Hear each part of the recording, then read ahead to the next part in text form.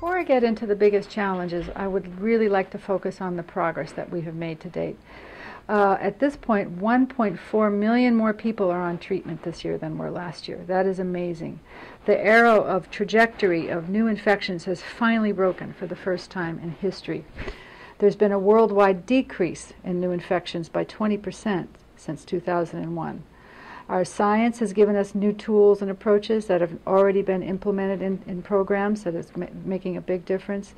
And most importantly now, over 80 countries have increased their domestic funding for HIV/AIDS by more than 50% since 2006.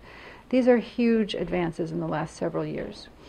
And importantly, recently there's a new executive director for the Global Fund, and we have very high hopes that under his new leadership and all of the new organizational changes that he will be implementing, that the efficiency and effectiveness of the Global Fund grants will be increased and sustained at the local level.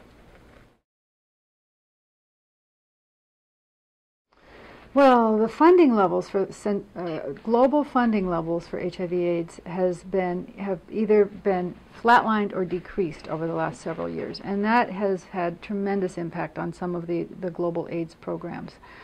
Fortunately, the domestic funding, as I mentioned earlier, has gone up significantly, so that has helped to reduce the gap between what the donors are providing and what the countries are able to provide. However, we still have an estimated $7 billion gap in the needed funding, and that is probably the largest challenge that we have before us at the moment. Health system strengthening in responding to the challenge of HIV/AIDS is incredibly crucial. If you don't focus on strengthening the health system, you're likely to be supporting parallel vertical systems. So the health system strengthening work is very, very important to focus on. We will not get to a program that is owned by the country fully or sustainable at the country level if we don't strengthen the health system. And what does that look like? Actually, from a programmatic perspective, it means that we assist in making sure that the national budgets are increased. It helps making sure that folks are covered with services at affordable costs.